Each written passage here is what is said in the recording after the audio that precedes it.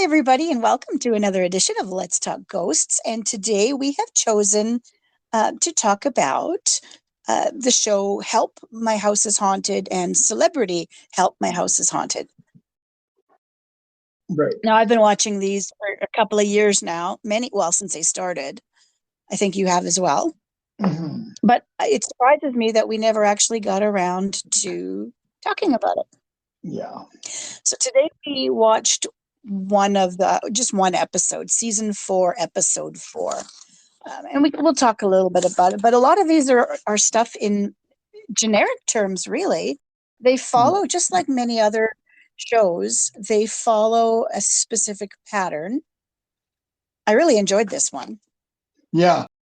So it starts off, the narrator comes on and he talks about the increase in paranormal activity, and thankfully there are 3 people who can help. Only 3 people in the entire world can help. Okay, so the 3 people are Ian Lawman, who is an ordained exorcist and medium. Now, I've been watching Ian Lawman for a long time. He was in a series called Ghost Chasers years ago. And at that time, he wasn't an ordained exorcist. He was just an investigator and a medium. He was also in Haunted Australia. Right. And he was the psychic bad boy in Haunted Australia. Yeah, I just thought that was hot. And psychic bad boy, Ian Lawman. Oh, geez. Okay. Anyway, so he's been around for a while. He does good work, I think. There's actually a show I'm going to watch sometime on Discovery that is about him, his program. So it's a 1 hour documentary about him, and I guess how he's changed, from just being an investigator medium to doing what he's doing now. I don't know. I'm going to watch it sometime and I'll let you know what I think. The thing is about him is every time you see a new season, he's got more tattoos. Yeah. So back when I started watching, he didn't have hardly any tattoos. I think, was it Ghost Chasers or Haunted Australia, where the thing I noticed the most was the eye makeup. He used to wear a really liner, and then he had that tear tattoo by one of his eyes, and I remember that so clearly. I just can't remember which program that was from. That was Haunted. I don't think he wears near that kind of makeup anymore. No. Either that or it's overshadowed by all the tattoos that go right up his neck, and oh my gosh. But anyway, so Ian Lawman, and then there's Jane Harris. Now, Jane is a parapsychologist and a historian. And she not only does this show, she's also done the UK version of Paranormal Caught on Camera, which is called Unexplained Caught on Camera. And she's one of their investigators. Their program is a little different from the US version in that they actually do an investigation as part of their program. It's kind of cool, different. Yeah. And the other fella is Barry Guy, who is the technical expert and investigator. Right. So there's the 3 of them. And it always starts out the same way. They're in the vehicle and they're driving toward the site. Ian never knows where they're going or who they're going to be seeing. Even when it's the celebrity version, he doesn't know who the celebrity is or who's location of the house. So, I mean, one of the ones that stands out to me is when they went to the house of, what's his name? Burrell, John Burrell. Right. He was Princess Diana's butler. And he didn't realize whose house he was in till he started looking around. And then he saw a picture of Burrell and the princess together. And that's when he broke down, started crying. Like, well, wow. Anyway. Yeah. So they always start off with this drive. And often he's feeling stuff before he even gets to the site. And then once they arrive, they separate to go do different things. He goes to do his psychic walkthrough. And Jane goes to do basically historical research. And Barry usually goes to do interview with people who have experiences at the location. Yeah. And then they do that, and then they all come back afterwards. So this one, it starts out that the house, uh, she's a retired hairstylist now. Her name is Jillian. Now she's lived in this house for 35 years, and everything started out okay. Basically, a little bit of haunting, nothing serious. And then after 2015, there was a big earthquake in the region. And that's when she says everything changed. It got more sinister and more uncomfortable living there. Now it's just to the point where she doesn't even want to sleep in her own bedroom. Yeah. So that was interesting. Ian, as part of his walkthrough, he was very much drawn into the sitting room and the mirror above the fireplace there. He said he felt like there was a woman whose presence was very strong. And then he started smelling roses. He later refers to her as the perfume lady. So I guess maybe it's not roses, but rose perfume he was smelling. And Barry, while Jane is she's interviewing some scientist / historian dude who tells her, I guess he's not really a disbeliever in the paranormal, it sounds like. But he gives her an idea for something to try later on, which is a psychomantium experiment. And we'll talk about that later. And Barry is interviewing a young couple. Now, it took me a little while to figure out this young couple that used to live in the house is Jillian's son and daughter-in-law. Because I got a little lost for a minute there. But I guess they used to live in the house, and they had some experience being thrown across the room. I couldn't figure out, maybe you got that part. I couldn't figure out if it was before the earthquake or after the earthquake that happened. I'm assuming after, but I could be wrong. After, yeah. It was I after, think it okay. was after, yeah. Yeah, because he said he grew up in the house and never really had much problem. Yeah. Yeah, so everything seemed to really explode after that earthquake. And in the earthquake, Jillian said that this mirror in her bedroom, it was almost because she woke up in the middle of the night and the house was obviously shaking from the earthquake, but one of the mirrors at her dressing table was like vibrating, and there were strange screaming sounds coming out of it, and it really freaked her out. And then everything quieted, and it seemed like just dead quiet for a little while, and that's when everything started to change. Anyway, so after they do their 3 things off on their own, they get back together and they bring the homeowner back. And this is part of their pattern. They always do this. They bring the homeowner back for their spirit trigger session. For people not familiar with a trigger session, it's when you use something, could be an object or something, or in this case, it's someone, to trigger spirits to interact or to show themselves or whatever. Yeah. So they do this. Sometimes it's quite unnerving for the homeowner. And sometimes they just really get into it and they're, oh, let's do it. In this case, she's a little nervous. Looks like rightfully so, because they're up on a landing and they get the word imp through the EVP session. How many imps are here? Imps are not good. Yeah. This fantasy and folklore, oh, imps, haha, they're just little mischievous creatures. Well, they're not necessarily little mischievous creatures. They are low-level demons. So they can cause a lot of trouble. And obviously they are for Jillian. So we do know at this point that the previous owner, the perfume lady, her name is Mary Parkinson, and her son, John, inherited the house after her death. John is the one who's to Jillian. So it makes a lot of sense now when you think they're smelling, perfume and feeling a strong sense of another woman there. Well, Mary and John both love the house. So they're still there. Yeah.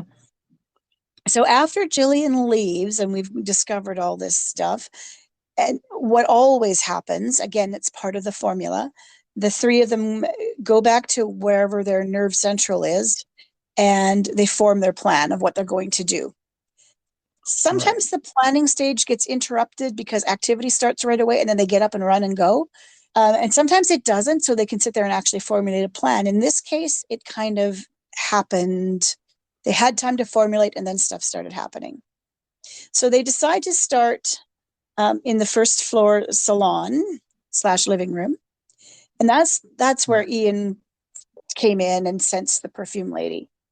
And with an EVP session, they're getting the man's voice, which they determined was John. And he says, "We need her." Okay, that could be scary until you realize what's really going on.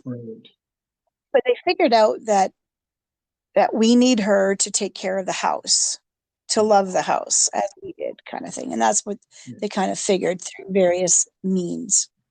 Jane decides to go up to the bedroom mirror. She wants to do that psychomantium experiment, which basically, I mean, you hear lots about psychomantiums being set up in locations. This is the first time I'd heard someone say how to do it without, putting this mirror in a separate little room or a closet and just, so you can do it anywhere.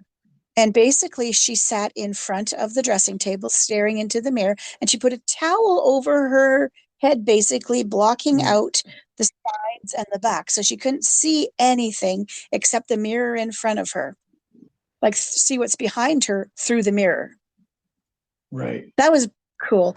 I thought was interesting when she started putting her fingers on the mirror and, doing the itsy bitsy spider walk up and then walk down. Yeah. And she said, Barry asked her, "Why are you doing that?" She goes, "I don't know." And she keeps doing it. And then later she said that she just felt like it wasn't really her hand. It was somebody else's hand kind of compelling her to do it. Kind of creepy. And then Barry goes upstairs because they had been monitoring her from Nerve Central. And Barry goes upstairs with his SLS. And that's where it got kind of interesting. There was a human type mapping. And then there was something else that was weird. And it looked like it was almost trying to climb around, like up on the ceiling sort of thing, to reach down to attach to her. And the human shaped figure pulls the towel off her head. Right. And they figured that was because that human person or human spirit was trying to protect her, pulling the towel off to end the session. I just thought that was interesting. Very interesting. They don't do stuff like that very often. No. I really like this show because they are unique and they're not in it so much for the thrills of stuff. It to me, it just is, I mean, I'm sure some of it is embellished and made up a little bit for television. They always are. But I like the authenticity of this show. It's just a little different. It's just a little different. And yes, they have a pattern for how they do things, but I think familiar, the formal kind of process, keeps the viewer knowing what's going to happen next. This is what's going to happen. This is the next step. This is the next step. And so the next step of this is they have the seance session, and Ian opens a doorway to the other side, and he lets Mary and John cross over if they want to. And they do, but they have permission to come back and forth to visit if they want to, because they are there to protect the house and to protect Jillian. Yeah. After that, they do the cleansing of the house to get rid of the imps and any other bad energy there. And Ian does prayers. He always does prayers, and he goes from room to room doing his prayers. And Jane is the one who Barry doesn't do anything during this cycle usually. It's usually Jane. And this time she used white sage and lavender, and she just saged everything that way. Sometimes she uses one of those Tibetan singing bowls and gives it that pure tone. It just depends, I guess, on what's going on to how she wants to augment the prayer session. And then they bring, the person back afterwards and give them the update, what happened, and et cetera, et cetera. But I do like this one. And when I first found out quite some time ago that this was another one of Zac Bagans' creations. And I was just checking because watching on Discovery, you don't see the credits. I couldn't remember what his role was, but I'm looking on IMDb, and he is listed as the creator. Yeah. But it also says this is the interesting part. Created by, and it says 12 episodes, 2019 to 2020. However, has still going. So I don't know if he's still being listed as a creator. I don't know either. Should be. I think so, because he created it. But how much is he being involved in it? I thought actually he was like one of the executive producers or something, but I'm guessing not. I'm not seeing that. So produced by, he's got some. He executive produced the first season, so in 2018, the first 10 episodes. And then that's it. How about that? Because my question was to you, I know we started to talk about this yesterday, was, you hear all the stories about Zac trying to shut other people down. Well, how come he hasn't tried to shut this one down? Especially with his name on it. Yeah. So he's not involved with it anymore, even though he is listed as a creator. So yeah, interesting. But I think, like we were saying too, is it is such a different thing compared to what he's doing in the United States. And you were quick to say, but this is mostly set in the UK. Yeah, well, all over the UK. Yeah, I mean, it is watched on television outside of the UK, but so he hasn't tried to shut this one down yet, or that we know of. Maybe he has tried and they've said no. But they also do this celebrity Help My House is Haunted, and it is the same format. He's got to be still listed as a creator, because I mean, technically he is, right? He created this idea for the show. Yeah. So yeah, it's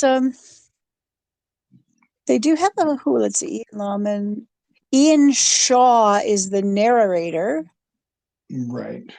And he narrates for a lot of the UK ones. I think he also did Haunting Australia, didn't he? It sounds like the same voice. Yeah. So when the show first came on, it wasn't the same crew. It was mostly the same crew, but not quite the same people. Barry was there. Sandy Lakdar was there, but it wasn't Ian. No, it was Chris Fleming. Yeah, in the beginning. And then he only stayed for a couple of seasons, and then that's when Ian replaced him. Yeah. Chris was there for about 2 seasons, 2018 to 2020. And then Ian came in the next. So, yeah. So, I mean, it's Barry's been there the whole time, though. Yeah. And Jane wasn't there either. She replaced Sandy. That's right. Yeah, she did. She replaced Sandy. Yeah. And I was kind of glad, because I wasn't overly fond of Sandy. No. There's just something about her that rubbed me the wrong way. I was definitely her French accent really got to me. And sometimes I felt like she was embellishing it a lot, but I don't think she was. In retrospect, I think that was just her accent. But I just something else about her just rubbed me the wrong way, and I didn't like it. So I don't know what it was. I honestly, to this day, I don't know what it was. I just, she's not my favorite. She's right up there with Susan Slaughter to me. I just don't like her. So, but yeah, so this was a good episode. I do enjoy Help My House is Haunted. Right. I watch most of them. And if I'm missing them, now we have them on discovery.ca. I don't know about the .com, because we don't get that. And on the Discovery, they only start at season 4. Yeah. But it looks like they're adding in all the new episodes, because there's lots of them there that I haven't seen yet. So I'm going to have to go and binge them sometime. Yeah. So I enjoyed this. It's definitely a thumbs up for me. Me too. I've always liked it. Yeah, and I am still curious if anybody knows anything about the whole Zac Bagans connection. If you've Yeah, heard anything negative, I'd be interested to hear it. But I don't think there is any. I don't think he's tried doing anything with this program. So makes no, you wonder. It does make you wonder about, he the shows he tries to shut down. Is there a personal connection? And I kind of think that's the case. It's not so much that he's worried about competition. It's who he's competing with. You know, yeah, Because kindred spirits. it's done very well on the Travel Channel as well. We haven't talked about Kindred Spirits, I don't think, yeah, but they've never been in danger of being shut down by him. So I think it's because of Nick. He doesn't like Nick anymore. And I think when Dakota left and got his own show, there was some animosity there as well. right. So you kind of wonder. You kind of wonder. I think it's a personal thing. It's a personal issue. Yeah. Hmm. Jealousy. Yeah, absolutely. But people that get there on their own merit, I think he's okay with. Because, like I say, well, Help My House is Haunted, yes, he created it, but the people there are doing their own thing. There's no connection to him other than that. It's probably an idea he pitched. They liked the idea and, ran with it with a different crew. So Right. to me, Help My House is Haunted is an awful lot like their haunted house or house calls, Right. different crew, a little bit different format. I like it. Yeah. Anyway, that's it. Yeah. I really love I do. I really enjoyed it. So that's it for today, folks. If you liked this, please give us a thumbs up. And by all means, let us know what you think. Yeah, please comment. Give us some comments, man. Or some messages on the Twitter / the X. Yeah. X me, baby. And yeah, at some point, your comments will show up. So thanks very much for being with us today. Have a great evening, day, night, wherever you are in this big wide world. Happy hunting. Happy hunting. Bye now.